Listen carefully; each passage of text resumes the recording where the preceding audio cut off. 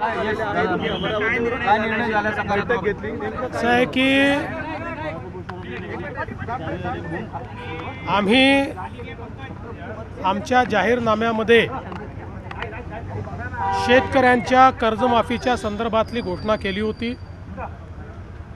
त्या संदर्भात आम्ही मागच्या काळामध्ये एक समिती तयार करून कर्जमाफी कशी करायची, दीर्घकालीन उपाययोजना काय करायच्या, अशा सगळ्या गोष्टींचा निर्णय केला होता। कारण कर्जमाफी हा एक भाग आहे, पण शेतकरी वारंवार कर्जाच्या विळख्यात अडकतो आणि म्हणून त्यांना आपण बाहेर कसं काढू शकतो अशा प्रकारचा सगळा विचार व्हावा अशा प्रकारची अपेक्षा होती। त्या दृष्टीने आम्ही जे मित्राचे चेअरमन आहेत प्रवीण परदेशी यांच्या अध्यक्षतेखाली एक समिती तयार केलेली आहे। ही समिती कर्जमाफीच्या संदर्भात कशा पद्धतीनं ती करता येईल, त्याचे निकष काय असतील, भविष्यात शेतकऱ्यांना आपल्याला कर्जाच्या विळख्यातनं बाहेर कसं ठेवता येईल किंवा थकीत कर्जात तो जाणार नाही याकरता काय उपाययोजना करता येतील, या सगळ्या बाबींवर निर्णय करेल।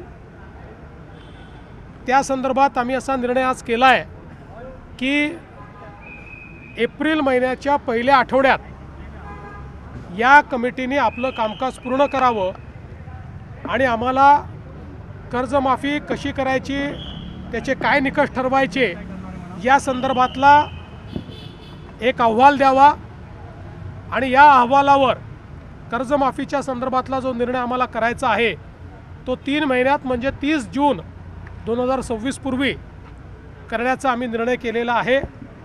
त्यामुळे आता सगळे टप्पे आम्ही या ठिकाणी ठरवलेले आहेत।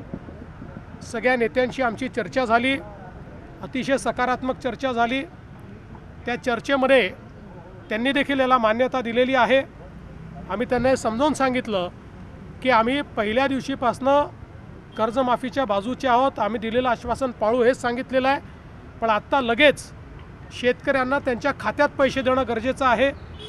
कर्जाची वसुली जून महिन्यात होणार आहे आणि आत्ता जर आपण शेतकऱ्यांच्या खात्यामध्ये पैसे दिले नाहीत तर शेतकरी रबीचा पेरा देखील करू शकत नाही आणि म्हणून पहिल्यांदा तात्काळ शेतकऱ्यांना जे त्यांच्या खात्यात पैसे दिले पाहिजे त्याची सगळी तरतूद आम्ही केलेली आहे आणि ते पैसे आता शेतकऱ्याच्या खात्यामध्ये जाणं सुरू झालेलं आहे। जवळपास आज आम्ही अंदाज घेतला तर जवळपास 8,500 कोटी रुपये रिलीज झाले आहेत। त्यातले 6,000 कोटी प्रत्यक्ष खात्यामध्ये गेले आहेत आणि पुढच्या 2 दिवसात उरलेले पैसे जाणार आहेत। अजून 11,000 कोटी रुपये हे काल आम्ही जे कॅबिनेटला परवा मान्य केले तेही आता येत्या 2 ते 3 दिवसात रिलीज होणार आहेत आणि तेही शेतकऱ्यांच्या खात्यामध्ये जातील आणि अजून 1,500 कोटीची आम्ही प्रोव्हिजन केलेली आहे। त्यामुळे आत्ता शेतकऱ्यांच्या खात्यामध्ये पैसे जाणं हे महत्त्वाचं आहे, ते आम्ही जाणं सुरू केलेलं आहे आणि माझा अंदाज आहे की पुढच्या 15 ते 20 दिवसात 90% शेतकऱ्यांच्या खात्यात हे पैसे पोचून जातील। 10% कदाचित अनेक वेळा आम्हाला अनुभव आहे, खात्याच्या अडचणी असतात त्या जाऊन सोडवाव्या लागतात, मल्टिपल खाती असतात, अशा प्रकारच्या गोष्टी असतात। त्यामुळे तेही आम्ही त्यांचंही जे बाकी 10% आहेत त्यांचंही आम्ही त्या ठिकाणी पूर्ण करू आणि फॉर्च्युनेटली याला कुठली आचारसंहिता नसते, त्यामुळे आचारसंहिता लागली तरी ही मदत त्यांच्या खात्यामध्ये जाऊ शकते। त्यामुळे आम्ही त्यांना समजावून सांगितलं की पहिल्यांदा ही मदत देणं हे महत्त्वाचं आहे, त्यामुळे ती मदत आम्ही देऊ आणि मग ही जी काही कमिटी आम्ही केलेली आहे या कमिटीचा रिपोर्ट घेऊन त्याच्या आधारावर आम्ही ही कर्जमाफी करू आणि त्याला त्यांनीही सकारात्मक अशा प्रकारची भूमिका त्याच्यावर घेतलेली आहे। त्यामुळे आता या संदर्भातले टप्पे आम्ही ठरवलेले आहेत। कृषी उत्पादकांना योग्य हमीभाव मिळावा अशी मागणी केली। कृषी उत्पादकांना योग्य हमीभाव मिळावा। 6 जून वगैरे अशी कुठली तारीख नाही आहे, तारीख मी सांगितली 30 आहे, 30 जून पूर्वी करू। कृषी उत्पादकांना योग्य हमीभाव मिळावा अशी देखील मागणी शिष्टमंडळाकडे करण्यात आली। निश्चितपणे आम्ही त्यांना सांगितलं की आम्ही कृषी मालाच्या खरेदीकरता खरेदी केंद्र सुरू केलेले आहेत, त्याचे आकडे आम्ही सांगितले, तिथे नोंदणी पण आपली सुरू झालेली आहे आणि आम्हीही विनंती केली आणि आम्ही त्यांना सांगितलं की सगळ्या शेतकरी नेत्यांनी विनंती करावी की कोणीही हमी भावाच्या खाली व्यापाऱ्यांना विकू नये।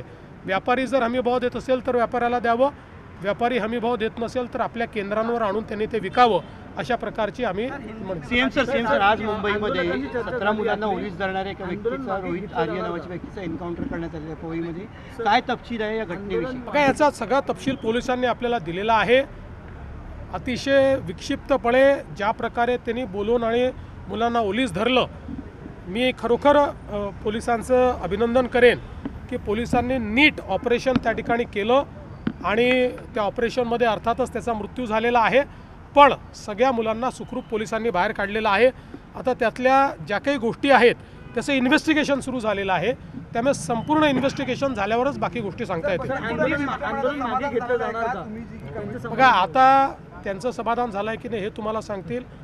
आम्हाला असं वाटतं त्यांचं समाधान झालं आहे, पण त्यापेक्षा आम्हाला महाराष्ट्रातल्या शेतकऱ्याचं समाधान करणं हे जास्त महत्त्वाचं वाटतं.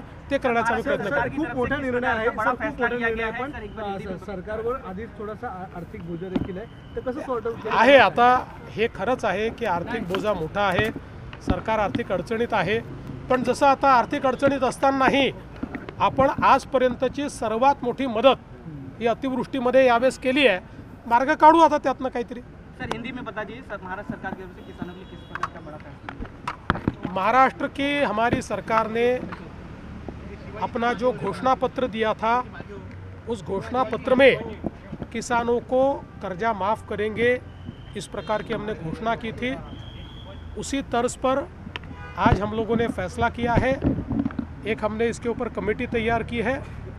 ये कमेटी किस प्रकार से कर्जा माफ़ करना है, उसके नियम निकष क्या होंगे, इसके ऊपर अभ्यास करके अप्रैल के फर्स्ट वीक में हमको एक अपना रिपोर्ट देगी और उसके बाद 3 महीने में यानी 30 जून से पहले हम लोग उस रिपोर्ट के आधार पर ये जो हमारे किसान हैं इन किसानों को कर्जा माफ़ करेंगे. पवई में सर जिस तरीके से इनकाउंटर किया गया है उस पूरे मामले को किस तरीके से जांच हो रही है? देखिए, पवई का जो मामला है उसमें एक बहुत ही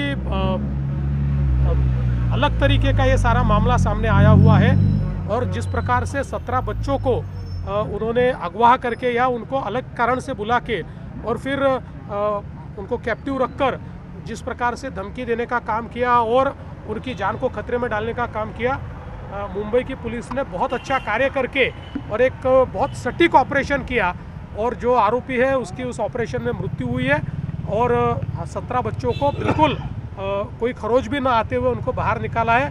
अभी इसकी जो बाकी तफसील है उसको बाद में आपको बताया जाएगा. ठीक है सर, थैंक यू.